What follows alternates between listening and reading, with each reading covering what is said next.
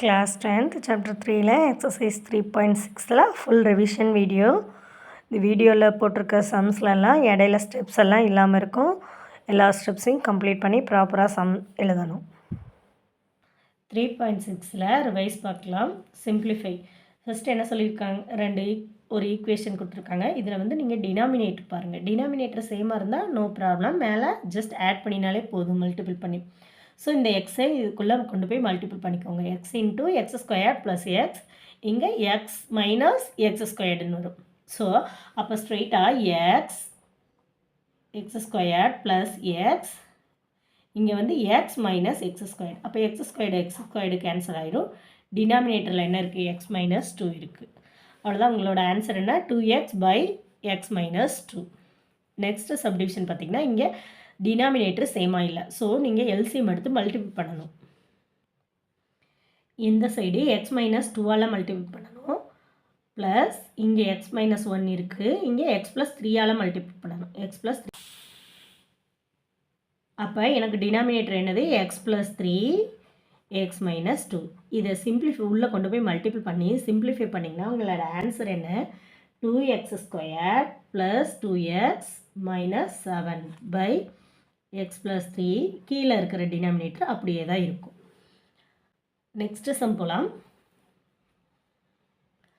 Next subdivision பார்த்திங்கன்னா இங்கே x minus y இருக்குது, ஒய் மைனஸ் எக் இருக்குது. இதுலேருந்து ஒரு மைனஸை மட்டும் வெளியில் எடுத்துட்டிங்கன்னா இங்கே மைனஸ் வந்துடும். அப்போ கீழே டினாமினேட்டர் சேம் ஆயிரும். ஸோ நம்ம சேர்த்து எழுதிக்கலாம், x cube minus y cube. இப்போ a cube minus b cube ஃபார்முலாவில் எழுதுனீங்கன்னா x minus y x square plus y square plus x y. டினாமினேட்டரில் எக்ஸ் மைனஸ் ஒய் இருக்குது. ஸோ இது கேன்சல் பண்ணிட்டா பேலன்ஸ் இருக்கிறது உங்களோட ஆன்சர். 2 சிம்பிளிஃபை. இப்போ நமக்கு என்ன கொடுத்துருக்காங்க, 2 டேர்மாக கொடுத்துருக்காங்க. ஸோ கீழே டினாமினேட்டர் மட்டும் சேமாக இருக்கான்னு பார்த்தா போதும். டினாமினேட்டர் சேமாக இருக்குது. ஸோ ஜஸ்ட்டு மேலே ஆடோ சப்ராக்ஷனோ என்ன கொடுத்துருக்காங்களோ அதை பண்ணினா போதும். இங்கே 2 டேர்மாக இருக்குது. இதை வந்து மல்டிபிள் பண்ணி ஒரு குவாட்ராட்டிக் ஈக்குவேஷன் மாதிரி எழுதியாச்சு. 2x மல்டிபிள் பண்ணும்போது 2x ஸ்கொயர்டு, இங்கே ஒரு எக்ஸ் இங்கே ஒரு 2 வரும். So minus 3x minus 2. இப்போ மல்டிபிள் பண்ணி எழுதிட்டு எது கேன்சல் ஆகுது, 2x ஸ்கொயர்டு கேன்சல் ஆகுது. அவ்வளோதான். அதுக்கப்புறம் மைனஸ் 5xலேருந்து 3x போயிடுச்சுன்னா 2x வரும். இங்கே -2 ப்ளஸ் 4 இருக்கும். ஸோ ஒரு 2வை காமனாக எடுத்திங்கன்னா 2 × x மைனஸ் 2 டிவைடட் பை கீழே இருக்கிற டேர்ம் x மைனஸ் 4. அது அப்படி இருக்கும். அவ்வளோதான் இந்த சம். நெக்ஸ்ட் செகண்ட் சப்டிவிஷனில் பார்த்திங்கன்னா கீழே டினாமினேட்டர் வந்து நமக்கு சேமாக இல்லை. அப்போ இங்கே என்னவா இருக்குது, a square minus b square formula இருக்குது. அதை x plus 1 x minus 1 expand பண்ணி எழுதியாச்சு. இப்போ இங்கே x மைனஸ் 1 இருக்குது. ஸோ x ப்ளஸ் 1 தான் நமக்கு தேவை. x ப்ளஸ் 1 இங்கே கொண்டு போய் மல்டிபிள் பண்ணிக்கோங்க. மல்டிபிள் பண்ணிங்கன்னா இங்கே ரெண்டுமே ஒரே டேர்மாக தான் இருக்குது. So a plus b the whole square ஃபார்முலாவில் வந்துடும். So a plus b the whole square formula என்ன, a square plus 2ab plus b square. அந்த ஃபார்முலா எழுதியிருக்கேன். இங்கே உள்ள மைனஸாக உள்ளே கொண்டு போய் மல்டிபிள் பண்ணி, அப்போ minus X square plus 2x ஆயிரும் மைனஸ் 1. இப்போ ஒரு மைனஸை மட்டும் காமனாக எடுத்துட்டிங்கன்னா ஒரு குவாட்ராட்டிக் ஈக்குவேஷன் கிடைக்கும். அதை வந்து நீங்கள் சால்வ் பண்ணிடலாம். சால்வ் பண்ணிங்கன்னா உங்களுக்கு என்ன கிடைக்கும் அப்படின்னு கேட்டிங்கன்னா எக்ஸ் மைனஸ் 1 கிடைக்கும். ஸோ சால்வ் பண்ணிங்கன்னா எக்ஸ் மைனஸ் 1 கிடைக்கும். ஸோ அந்த எக்ஸ் மைனஸ் 1 கேன்சல் பண்ணிட்டீங்கன்னா இதான் உங்களோட ஆன்சர்.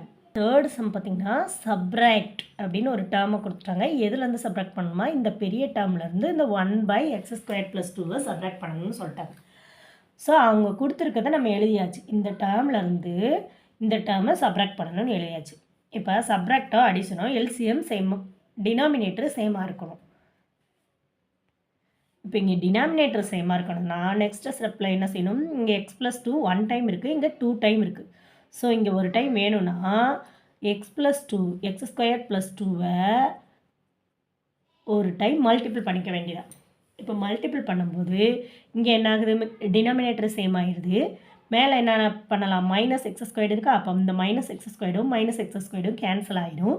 இங்கே 3 மைனஸ் 2 இருக்கும். அப்போ 3 மைனஸ் 2 என்ன ஆகும், 1 ஆகும். அப்போ உங்களோட ஆன்சர் என்ன, 2x க்யூப் மைனஸ் 1, சாரி பெரிய நம்பர் ப்ளஸ், அப்போ ப்ளஸ் 1 டிவைடட் பை கீழே டினாமினேட்டர் என்ன இருக்குது, X square plus 2 the whole square. இதான் உங்களோட answer. 4th sum. Which rational expression should be subtracted from? So இதிலேருந்து ஒரு ஈக்குவேஷன் சப்ராக்ட் பண்ணால் உங்களுக்கு ஆன்சர் என்னவா கிடைக்கும்? இந்த டேர்மாக கிடைக்கும். ஸோ அதை தான் எழுதியிருக்கேன். உங்களோட கொடுத்துருக்க ஈக்குவேஷன்லேருந்து ஒரு பி ஆஃப் எக்ஸை சப்ராக்ட் பண்ணும்போது உங்களுக்கு என்ன ஆன்சர் கிடைக்கும்? 3/x² - 2x + 4ன்ற ஆன்சர் கிடைக்கும்.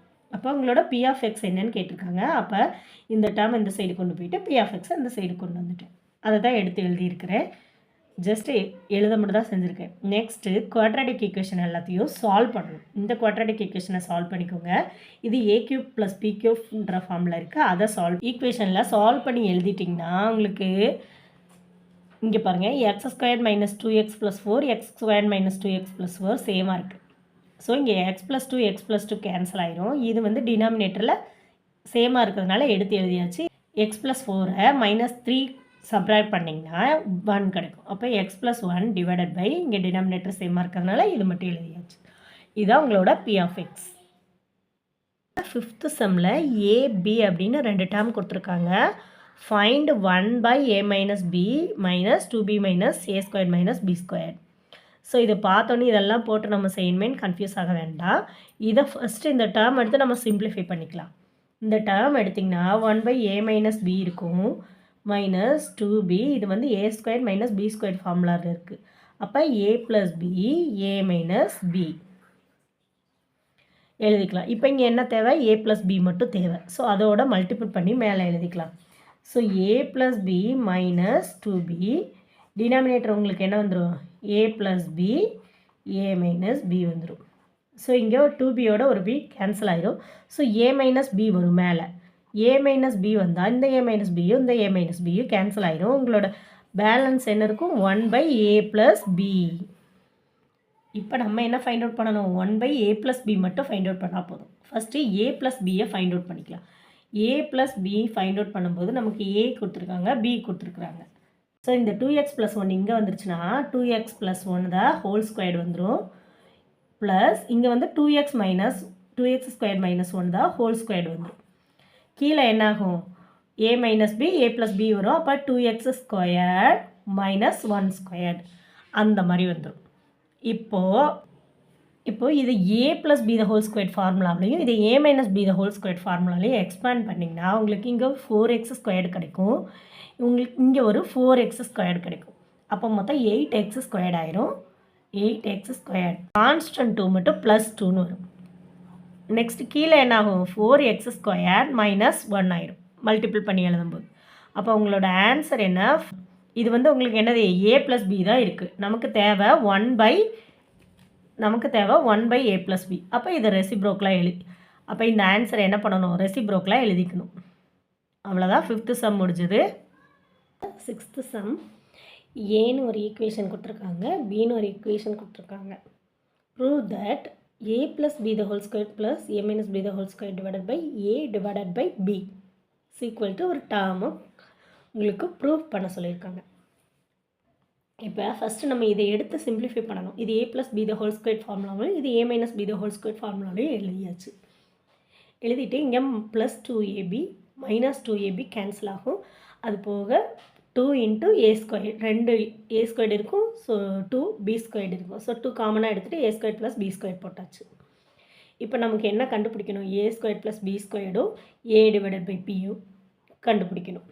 ஸோ a² + b² வந்து என்னது? உங்களுக்கு கொடுத்துருக்க a வந்து நமக்கு என்னது? x/x + 1 அதை ஸ்கொயர் பண்ணிக்கணும். b வந்து 1/x + 1 அதை ஸ்கொயர் பண்ணிக்கணும்.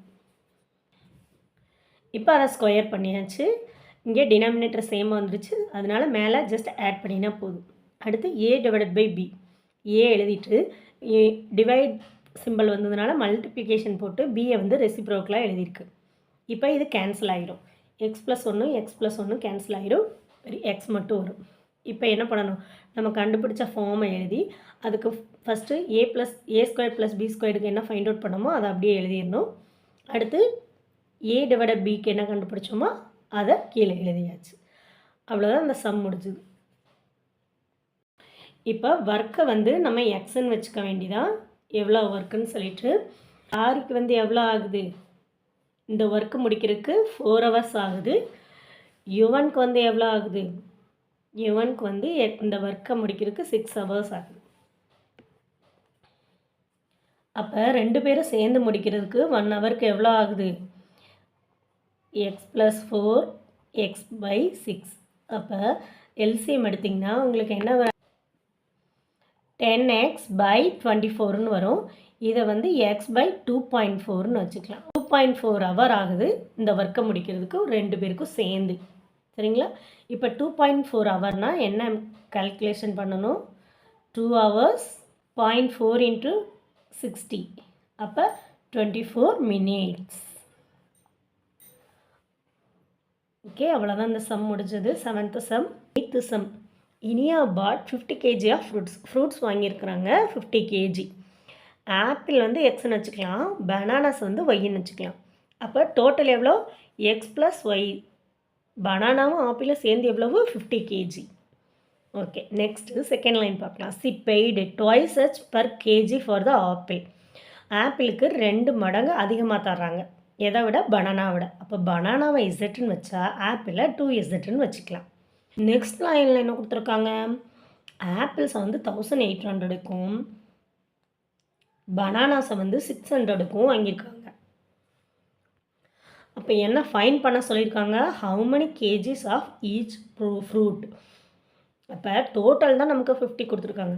ஸோ ஒவ்வொரு ஃப்ரூட்ஸ்லேயும் எவ்வளோ கேஜி வாங்கியிருக்காங்க அப்படின்னு கேட்குறாங்க. ஓகேங்களா? இப்போ ஃபஸ்ட்டு ஆப்பிளுக்கு முதல்ல காஸ்ட் கண்டுபிடிச்சா தான். இப்போ நம்ம பனானாவை வந்து பெர் கேஜிக்கு தான் வச்சுருக்கோம் இசட்டுன்னு சொல்லிட்டு, ஆப்பிளை வந்து 2z வச்சுருக்கோம். அப்போ பெர் கேஜிக்கு எவ்வளோ அமௌண்ட்டுன்னு நம்ம கண்டுபிடிச்சா தான் அதுக்கப்புறம் நம்ம எவ்வளோ இப்போ ஃப்ரூட்ஸ் வாங்கினாங்கன்னு கண்டுபிடிக்க முடியும். அப்போ நம்ம ஃபஸ்ட்டு ஃபைண்ட் அவுட் பண்ண வேண்டியது என்னது? இசட். ஓகேங்களா? அதனால் ஒரு ஆப்பிள் வந்து 2z 2 மடங்கு அளவு காசு கொடுத்து மொத்தம் எவ்வளோக்கு வாங்கியிருக்காங்க? 1800க்கு. அப்போ இதில் வந்து எக்ஸ் வேல்யூ ஃபைண்ட் அவுட் பண்ணிடலாம். அதே மாதிரி பனானா வந்து இந்த அமௌண்ட்டுக்கு மொத்தமாக எவ்வளோ வாங்கியிருக்காங்க? 600க்கு வாங்கியிருக்காங்க. ஸோ y = 600/zன்னு போட்டிங்க. ஒய்யோட வேல்யூ இது 2 எக்ஸோட வேல்யூவும் ஒய்யோட வேல்யூவும் எதில் போய் சப்ஸ்டியூட் பண்ணணும்? ஃபஸ்ட்டு சொன்னோம் இல்லையா, டோட்டல் கேஜி, அதில் கொண்டு போய் சப்ஸ்டியூட் பண்ணணும். அப்போ இதில் கொண்டு போய் சப்ஸ்டியூட் பண்ணிங்கன்னா உங்களுக்கு இசட்டோட வேல்யூ என்ன கிடைக்கும்? z = 13 கிடைக்கும். அப்போ எக்ஸோட வேல்யூ என்ன உங்களுக்கு?